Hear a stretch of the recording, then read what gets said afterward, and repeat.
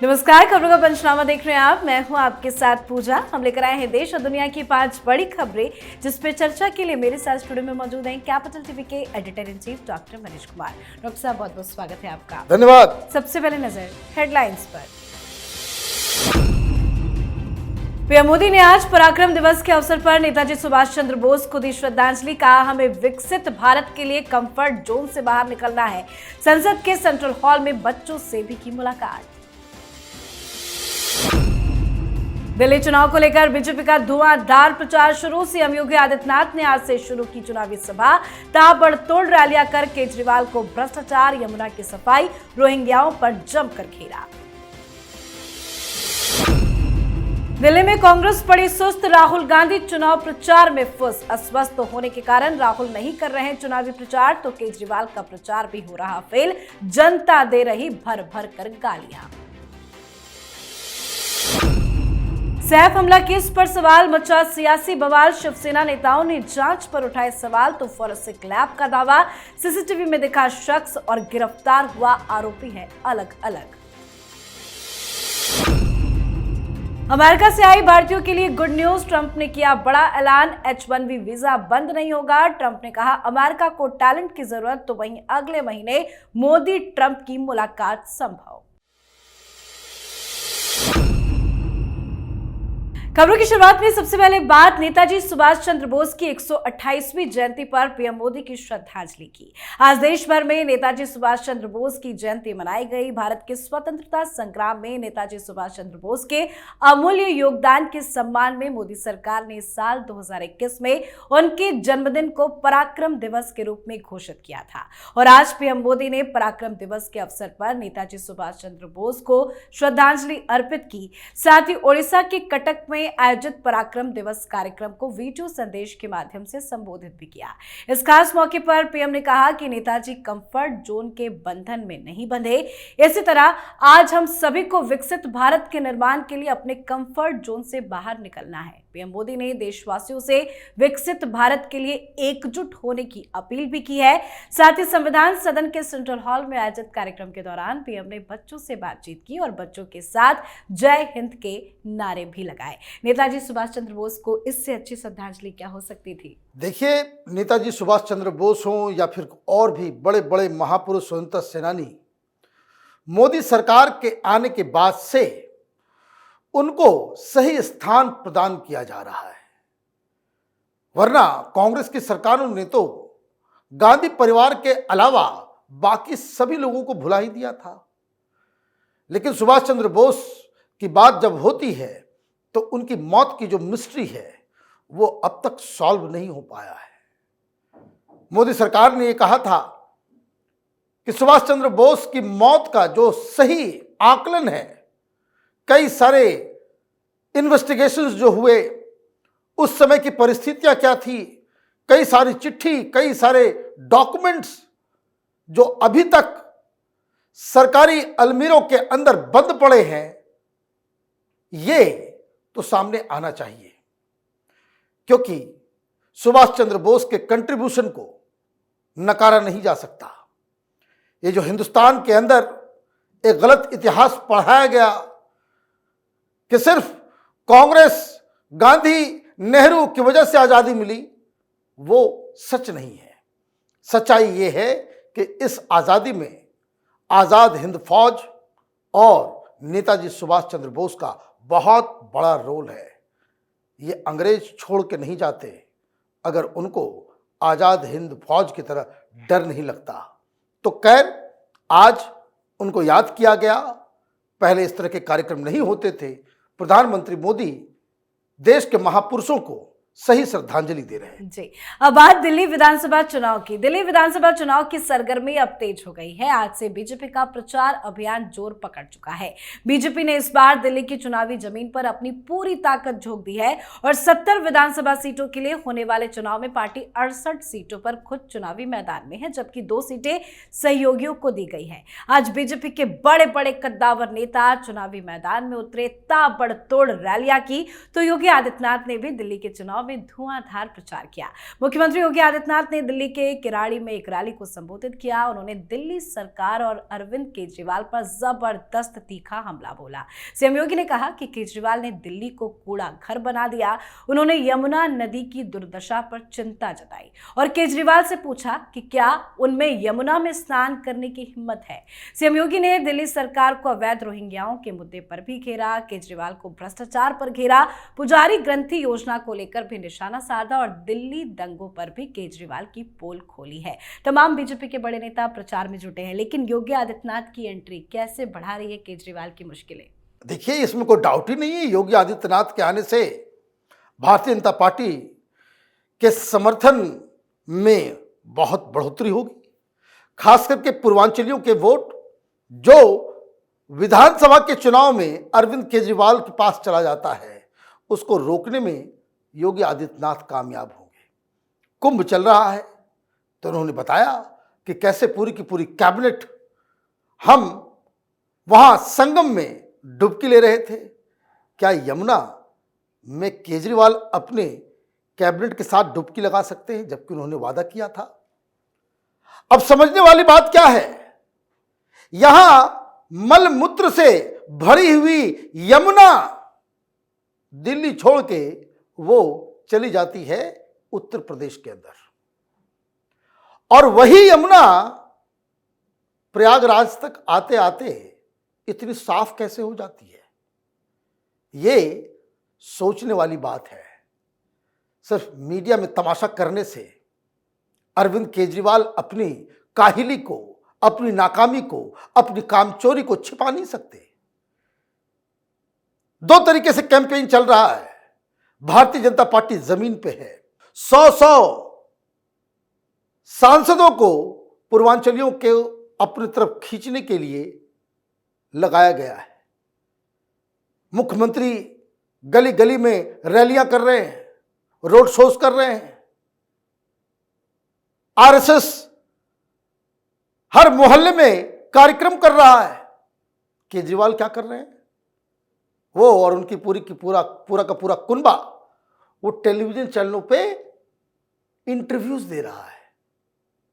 आम आदमी पार्टी के कार्यकर्ता जमीन पे नजर नहीं आ रहे हैं, और यही इस चुनाव में बहुत बड़ा फर्क नजर आ रहा है। तो दिल्ली में बीजेपी का जबरदस्त प्रचार जारी है, तो वहीं कांग्रेस दिल्ली में सुस्त पड़ती नजर आ रही है, क्योंकि कांग्रेस के सबसे बड़े नेता राहुल गांधी ने ही चुनाव प्रचार से दूरी बना रखी है। राहुल गांधी 20 जनवरी को नई दिल्ली सीट पर कांग्रेस उम्मीदवार संदीप दीक्षित के पक्ष में पदयात्रा करने वाले थे, पर नहीं पहुंचे। कल सदर बाजार विधानसभा क्षेत्र में चुनावी रैली को संबोधित करना था, जिसकी तैयारी भी पूरी थी। भीड़ भी राहुल गांधी को देखने आई थी, पर एंड मोमेंट में बताया गया कि राहुल अस्वस्थ है, वो नहीं पहुंच पाएंगे। साथ ही आज मुस्तफाबाद में प्रस्तावित चुनावी रैली में भी नहीं पहुंचे। राहुल गांधी के अस्वस्थ होने के कारण सारे कार्यक्रम को रद्द कर दिया गया है, जिससे दिल्ली कांग्रेस के नेता काफी गुस्से में हैं। तो दूसरी तरफ अरविंद केजरीवाल को लेकर दिल्ली की जनता का गुस्सा फूट पड़ा है। वो जहां जहां जा रहे हैं भारी विरोध का सामना करना पड़ रहा है। साथ ही चुनाव के बीच आज केजरीवाल ने अगले 5 वर्षों के भीतर दिल्ली में बेरोजगारी को खत्म करने का संकल्प भी लिया है। कहां है राहुल गांधी? देखिए, राहुल गांधी अपने घर में हैं। ऐसा लग रहा है कि केजरीवाल के साथ उनकी सेटिंग हो गई, या फिर उनके विदेश में बैठे आकाओं से निर्देश आ गया है कि अपना बंदा है, इसके खिलाफ कैंपेन मत करो। केजरीवाल हार जाएगा तो बहुत बड़ी मुश्किल हो जाएगी। ये तो साफ साफ दिख रहा है, क्योंकि तबीयत अगर खराब होती तो भाई आप ये बताएं कि स्टेज सजा हुआ है, नेता पहुंचे हुए हैं, वहां अनाउंसमेंट चल रहा है कि कुछ ही देर में राहुल गांधी आने वाले हैं, बस आने वाले। भाई तबीयत खराब हुई होगी, सवेरे खराब हुई होगी, ये तो कल की बात थी। आज सवेरे सवेरे चल रहा था कि नहीं, कल नहीं जा पाए, आज मुस्तफाबाद जाएंगे। ऐन मौके पे राहुल गांधी ने वहां भी जाने से मना कर दिया। कौन रोक रहा है राहुल गांधी को? राहुल गांधी को अगर कोई रोक रहा है तो उसकी जगह प्रियंका वाड्रा भी जा सकती थी, क्यों नहीं जा रहे? इसका मतलब यह है कि जो बातें हम लोग करते आ रहे हैं कि he is being directed by anti India forces, anti Modi, anti Hindu gangs operating outside India, इन लोगों से इनको निर्देश आया है, इसका तो साफ साफ मतलब है और यह आरोप है। इसका जवाब, इसका क्लैरिफिकेशन तो देना पड़ेगा। मैं तो ऐसे ऐसे नेताओं को जानता हूं जो 104 डिग्री बुखार में भी चुनावी रैली में शामिल हुए हैं। आज वो प्रधानमंत्री भी हैं और गृह मंत्री भी हैं। चुनाव सिर पे है तो लोग तबीयत नहीं देखते। कांग्रेस पार्टी दिल्ली में कांग्रेस पार्टी को विनाश करने के ऊपर आमदा है। आप बीमार हो, प्रियंका वाड्रा तो बीमार नहीं है, सोनिया गांधी तो बीमार नहीं है, मल्लिकार्जुन खड़गे कहां हैं? पार्टी के तमाम लीडर्स कहां हैं? वो बेलगावी में। इसका मतलब साफ है कि केजरीवाल के साथ कुछ न कुछ सेटिंग हो गई है। केजरीवाल बाहर इसलिए निकल रहे हैं कि केजरीवाल का विरोध हो रहा है। केजरीवाल इस चीज को जान रहे हैं कि वो ये चुनाव हारने जा रहे हैं। जी, अब बात सैफ अली खान केस की। 16 जनवरी की देर रात बॉलीवुड एक्टर सैफ अली खान पर अटैक हुआ था। चोर ने घर में घुसकर एक्टर पर चाकू से 6 वार किए थे। आरोपी पुलिस कस्टडी में है, पूछताछ जारी है। वहीं सैफ भी 2 सर्जरी के बाद घर लौट चुके हैं। पर सैफ जिस अंदाज से हॉस्पिटल से डिस्चार्ज होकर निकले, उस पर अब सवाल लगातार खड़े हो रहे हैं। शिवसेना नेता संजय निरुपम लगातार सवाल खड़े कर रहे हैं। निरुपम ने आशंका जताई कि सीसीटीवी में दिख रहा आरोपी और पकड़े गए बांग्लादेशी आरोपी का चेहरा एक जैसा क्यों नहीं दिखता। संजय निरुपम ने सैफ अली खान और करीना कपूर से पूरी वारदात का सच उजागर करने की मांग की है। इतना ही नहीं, नया ट्विस्ट भी सामने आया है। हालांकि फोरेंसिक लैब की जांच के अनुसार पुलिस ने जिसे अरेस्ट किया और जो व्यक्ति सैफ के घर सीसीटीवी में नजर आया, वो अलग अलग है। साथ ही संजय राउत ने भी सवाल उठाते हुए कहा कि इसे मेडिकल चमत्कार बताया। साथ ही इस मामले में अपडेट यह है कि जिस चाकू से सैफ पर हमला हुआ था, उसका तीसरा टुकड़ा भी मिल गया है। इसके अलावा तालाब से एक शर्ट और स्कार्फ भी मिला है। साथ ही सैफ की पत्नी करीना कपूर समेत कई लोगों के बयान भी दर्ज किए जा चुके हैं और मुंबई पुलिस ने सैफ के परिवार को सुरक्षा प्रदान कर दी है। जैसे जैसे जांच तेजी से आगे बढ़ रही है, शक क्यों गहराता जा रहा है? क्योंकि अब फॉरेंसिक लैब की तरफ से ये दावा किया जा रहा है कि जो शख्स को आपने पकड़ा, बांग्लादेशी बताया, वो शख्स सीसीटीवी में नजर नहीं आ रहा है। तो इसमें तो बहुत लोचा है। 4-5 लोग घर के अंदर मौजूद थे। एक पिलपिला सा 5 फुट 3 इंच का व्यक्ति इतनी बड़ी घटना को अंजाम देकर के भाग जाता है। यह किसी के गले नहीं उतर रहा। दिक्कत यह है कि पुलिस भी साफ गोई से चीजों को नहीं रख रही। भाई क्या जरूरत पड़ी इन्वेस्टिगेटिंग ऑफिसर को बदलने की? आपने इन्वेस्टिगेटिंग ऑफिसर को बदला, इसका मतलब उसने कुछ गड़बड़ी की। उससे क्या गलती हुई, क्या गड़बड़ी हुई, यह भी पुलिस को बताना चाहिए। मुझे लग रहा है कि यह मामला संदिग्ध से भी थोड़ा ज्यादा ही है। कहानी कुछ और है, बताई कुछ और जा रही है और मीडिया बहुत सारी चीजों को छिपाने में लगा हुआ है। चलिए बात आज की आखिरी खबर की। अमेरिका में एक बार फिर ट्रंप राज शुरू हो चुका है और इस बार ट्रंप जबरदस्त एक्शन में भी नजर आ रहे हैं। ट्रंप के शपथ लेते ही सभी की नजरें थी कि ट्रंप H-1B वीजा को लेकर क्या फैसला लेते हैं। हालांकि अब ट्रंप के ताजा बयान से भारतीयों को खुश होना चाहिए, क्योंकि ट्रंप ने H-1B वीजा का समर्थन किया है और इसे जारी रखने के संकेत भी दिए हैं। ट्रंप ने कहा है कि ये वीजा बंद नहीं होंगे। अमेरिका को टैलेंट की जरूरत है। उन्होंने ये भी कहा कि हमें सिर्फ इंजीनियर ही नहीं चाहिए, अन्य जॉब्स के लिए भी बेस्ट प्रोफेशनल्स आने चाहिए। तो दूसरी तरफ खबर है कि फरवरी में ही मोदी ट्रंप की मीटिंग हो सकती है। क्या है अपडेट मोदी ट्रंप की मुलाकात को लेकर? देखिए, मुलाकात की तारीख भी तय हो गई है। 10 और 11 फरवरी को, मतलब अगले महीने ही दोनों की मुलाकात होगी। तो एक बात तो ये। दूसरी चीज मैं देख रहा था कि ट्रंप विरोधी जो कमला हैरिस को जिताने में लगे, वही टुकड़े टुकड़े गैंग, वामपंथी कांग्रेसी इकोसिस्टम, ये जो बाइडेन और उसके गैंग डीप स्टेट के साथ, सोरोस के साथ रिश्ते रखने वाले ये कांग्रेसी चाटुकार पत्रकारों का मैं व्याख्यान देख रहा था पिछले 4-5 दिनों से। छाती पीट रहे थे कि देखिए, मोदी को इनवाइट नहीं किया, मोदी से अच्छे रिश्ते नहीं हैं, हिंदुस्तान के लिए बहुत बड़ी विपत्ति बनकर के आएगा। इतने सारे लोगों को वहां से वीजा नहीं मिलेगी, इंडियंस कहां क्या करेंगे? ये बाकी लोग पागल हैं जो ट्रंप ट्रंप कर रहे हैं। ये कब ये कहानी आई? जब वो एक सर्वे आ गया कि 82% जो हिंदुस्तानी है वो खुश है ट्रंप को लेकर के, तो जब 82% लोग खुश हैं तो बाकी 18% वालों में वो जो रोने धोने वाला गैंग है, रवीश कुमार, ये सब सारे लोग इंटरनेशनल पॉलिटिक्स की आई मालूम नहीं, और ये लोग एक्सपर्ट बन जाते हैं। आजकल घूम रहा है हर जगह कि भाई सब्सक्राइबर बना लो। खैर, ये उनका धंधा है, वो करें। क्या हुआ है?